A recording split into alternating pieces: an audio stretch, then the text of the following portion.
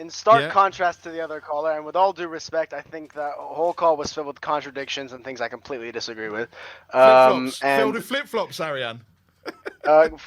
one thing, just straight up, is I need to get this out of the way. I don't think anyone, Conte in or Conte out, likes these players. This group of players, I don't think any, especially the defense.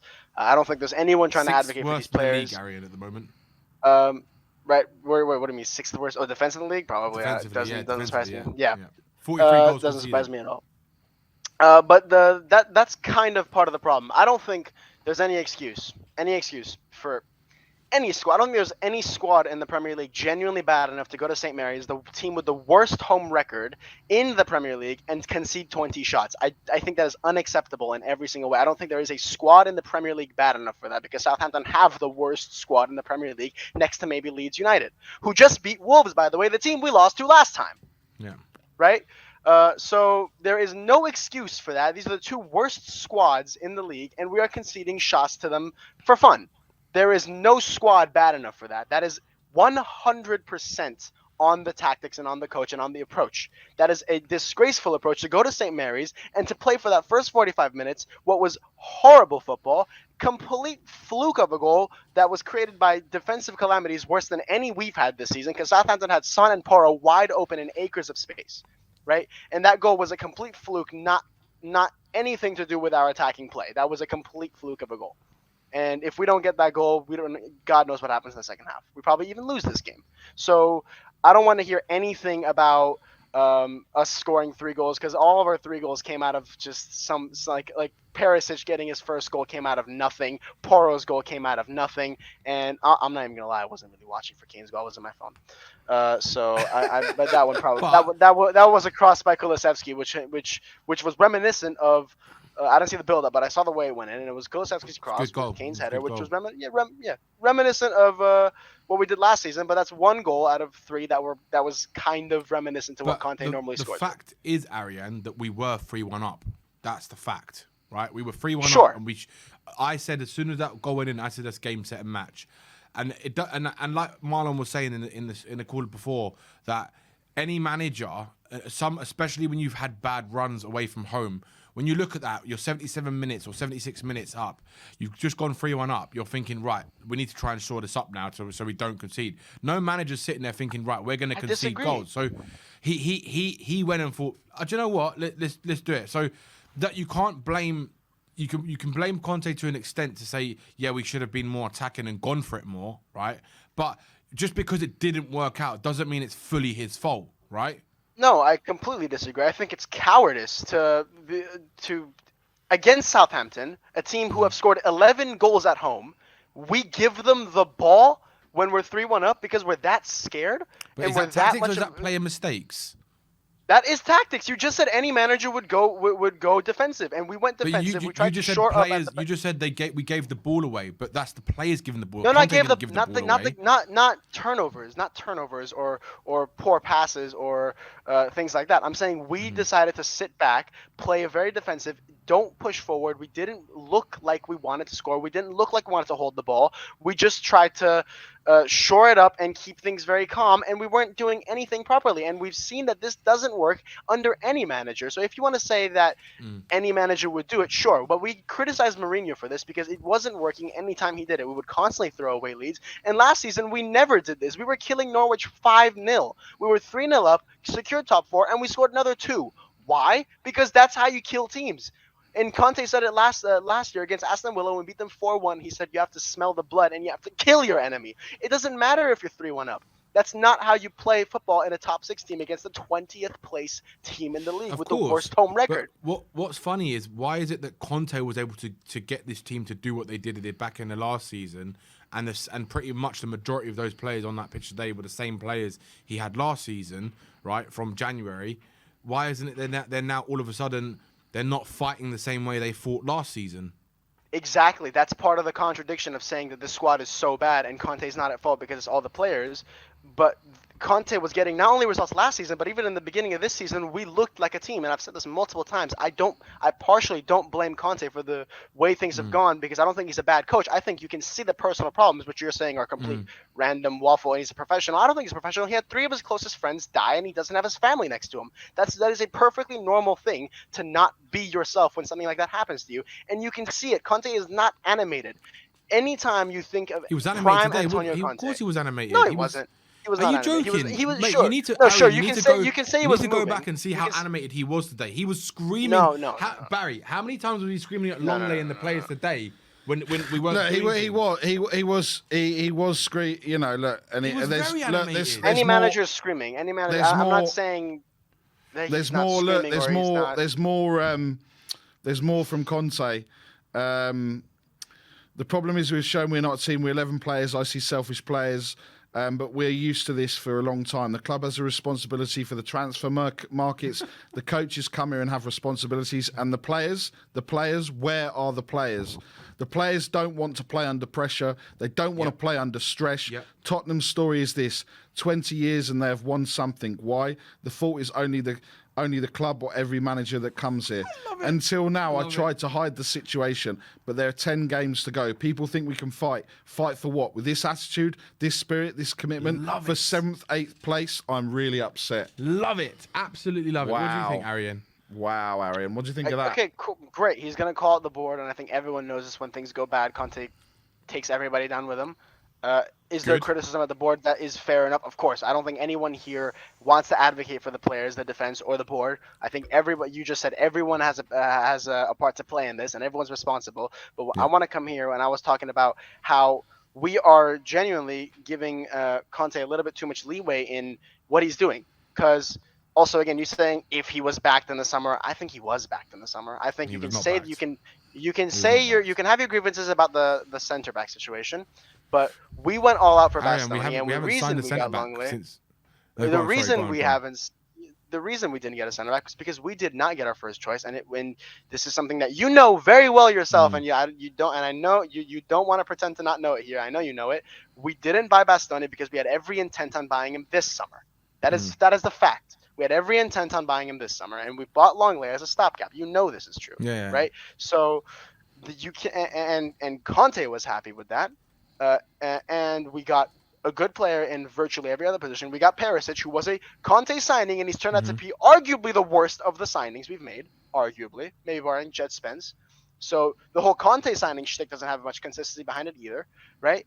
I don't want to hear anything about the backing thing, because I think he was backed to the exact extent he wanted, if not maybe a little more. We got him a 60 million attacker he refuses to use because he's stubborn.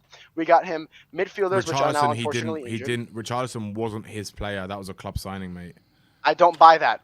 I don't buy that. I'm sorry. I don't buy that because our whole criticism of Daniel Levy all of this time has been he doesn't spend money. He doesn't want to invest at all. Why would he now go and put 60 million pounds into a player he doesn't want? That makes no sense to me for a man. Of course, Conte's going to have his say on it. But, Arian, you know as well as I do that was not the player that he asked for. He asked for 3 other players, right, that he wanted before. And the club said they weren't going to do that because they were more money than what Richarlison was worth, right? So what they did was, and you know this as well, Arian, that they've been scouting Richarlison since he was at Watford, right? The club. Yes, of course. Pochettino asked for him when he was at Watford. When he was at Watford. I know.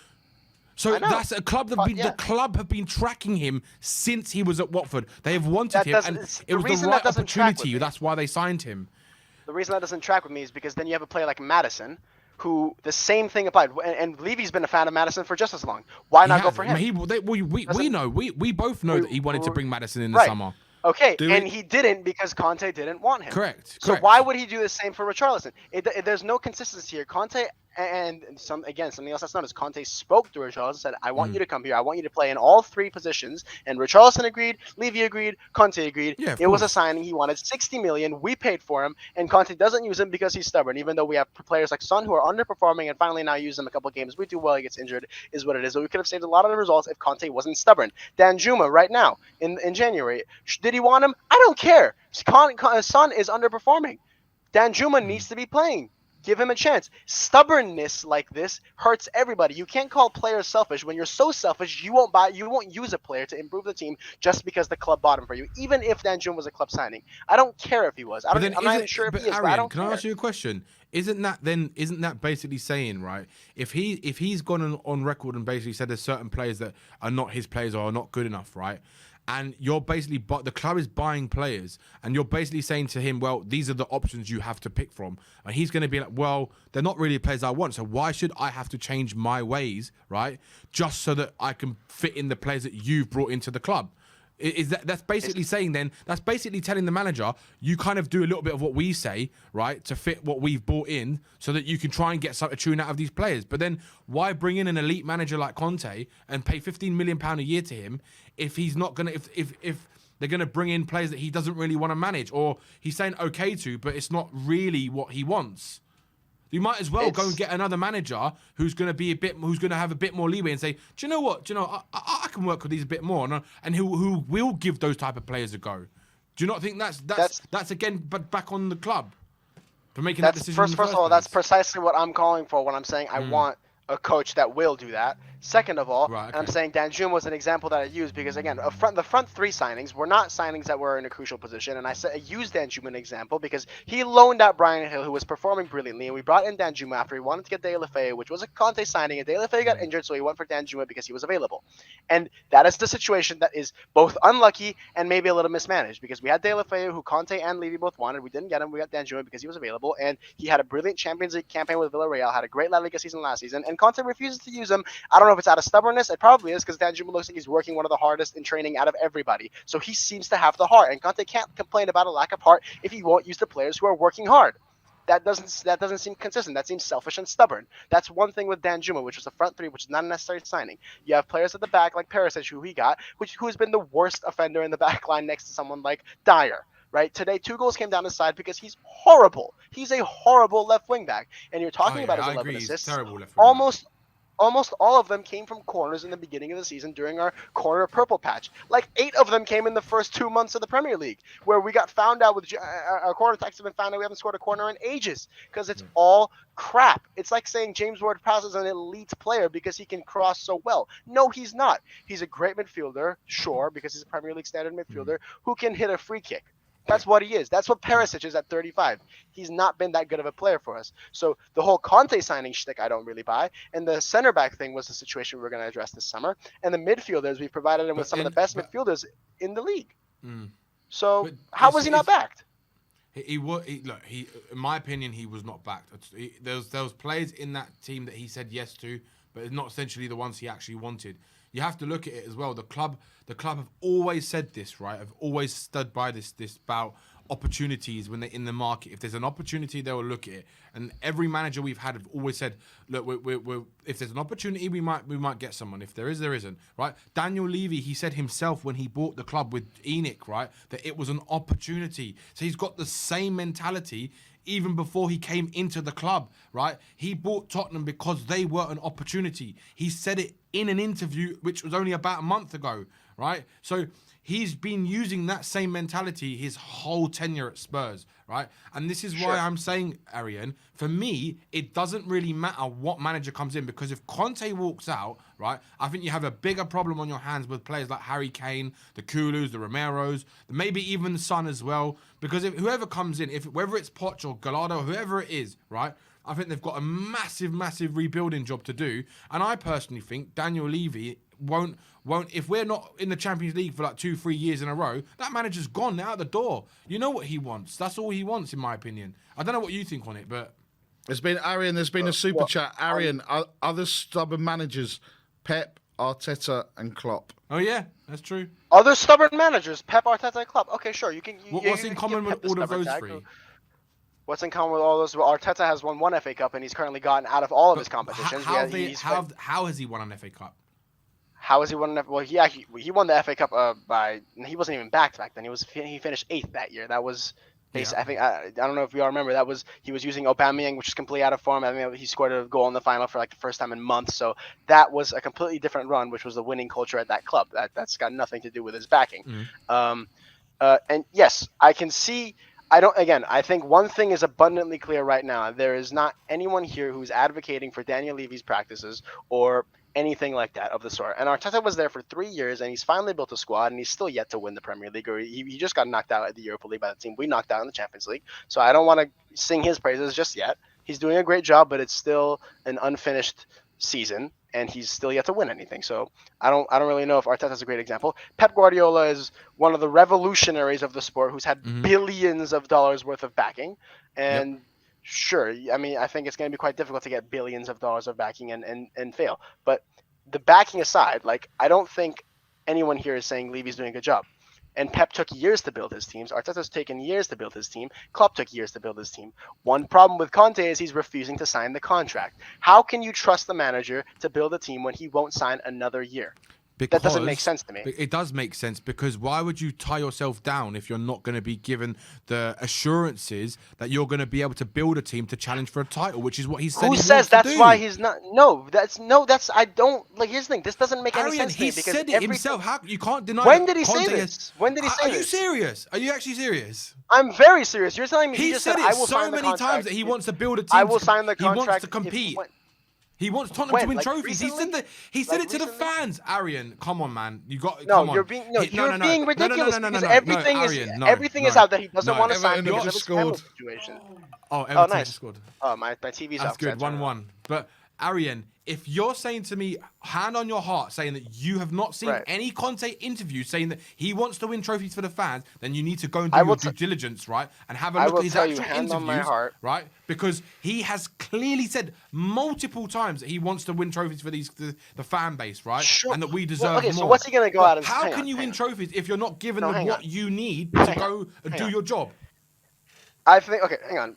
What you're suggesting is a little bit weird here, because you're saying Conte wants to sign, and the way you know that is because he's gone out and said he wants to win trophies. I think that's whatever. What's he going to come out and say he doesn't want to win trophies? That's just a weird statement. Like, but Arian, he's told us what are the club. He said, what are we? 8th, 5th, 6th, 7th? What are we? He's calling out the club tonight. He's literally calling them out, saying the same is everything he's alluding to, right? Is basically saying the club need to decide what they want, because until they decide what they want, why should he decide to sign a contract, because they don't even know what they want?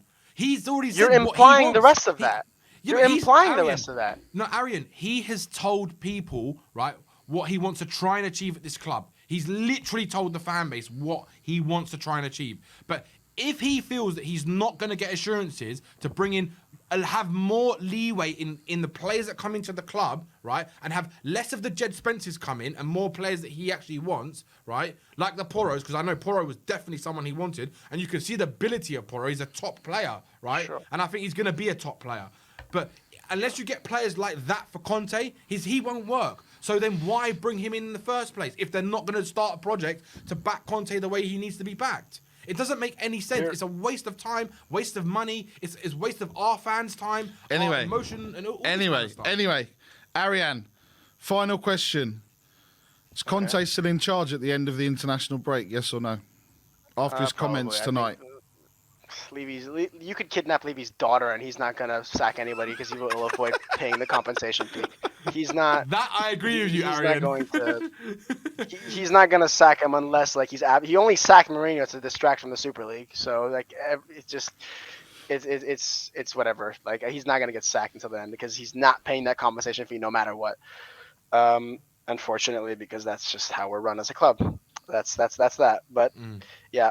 I think it's firm. I think one thing I want to say is I think you're implying a lot of what Conte's contract intentions are through the quotes. Is he calling the board out and calling them absolute idiots or whatever because they deserve to? Of course. I don't. Again, for the 10th time, no one's advocating for the board. I don't think they've done much of anything right in the 20 years that they've owned the club. But I don't think Conte's committing to the club for a lot of reasons that I don't blame him for. This is one thing. I don't think Conte is like a sinister person. I totally understand why he doesn't want to sign the contract. But he doesn't, because this guy is going through one of the toughest times as a human being in his life, and he doesn't have his family or anyone to console him, and he's living in a fucking hotel, right? Imagine if that were you, of course. right? And you can say he's a professional, but that is reflecting in his energy. And when I was saying he's animated, of course he's animated. He's not going to be standing still like Amarim was in the fucking penalty shootout yesterday. But what I'm saying is, you think of prime Conte, you think of like the 2-2 game with Arsenal where he was smacking the ground out of rage when they were conceding chances and they were missing goals. That is Antonio Conte animation. The ground is shaking because he's so mad. He's yelling and he's hitting things in the ground and the water bottles, and he's kicking things all around. That's animation. He yells at the players for fun. That's like me speaking right now for him. That's nothing for Antonio Conte. He's not the same Conte he was in his prime for reasons that are completely understandable on a human level. That's why he doesn't want to sign. That's why we're doing so poorly. That's why I think he needs to go. Do I think Levy is to blame? 100%. I think we would have probably been in a better position than when all this stuff happened with Conte. Maybe if he did back him a little bit more, I think he was still back. But if he backed him like a shake man sore would, maybe instead of falling from fourth to sixth, we would have fell from second to fourth. Right? Sure, I can agree with that. Sure. But at the end of the day, I think there's a lot that Conte's doing wrong that we're kind of brushing over because of how much we hate the board, justifiably. But we're still brushing over it, and I think that's something we need to bring light to. That's it. Yeah. Chelsea just got a penalty by the looks of it, and it's all kicking off. Reece James, hang on, let me just see. Reece James has gone in. Look, forget Chelsea. Oh my God, that's not a penalty. Forget Chelsea. Anyway, but Arian, I think Arian's got some good. You make some really good points, man. Look, I don't know where we go from here. Look, I'm not saying what Conte is saying is wrong. I absolutely love it. Actually, I think for the first time in a long time, obviously, I guess Mourinho is very vocal. But Conte maybe not like vocal like this. But Conte has literally just walked in, dropped the mic, and then just walked out again. Absolutely love it. This is literally what he's just said. I think the fan base need this to happen because the problem is no one calls out the board publicly when they're in a job because they're all scared they're going to get sacked.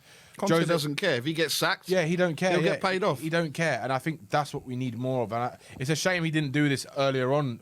But look, for me, I still think he wants to be here. I just don't think he feels he's going to get the trust or kind of level of kind of what's the word? The kind of let's just say trust that he's going to get from the board to give him exactly what he wants in terms of players. But look, we can always agree to disagree as well. So that's the whole beautiful thing in football is opinions of fans. But Arian, what a great call, mate. Brilliant, Arian. Love the passion as always. Come on, you Spurs. Big up, Arian. And as always, come on, you Spurs!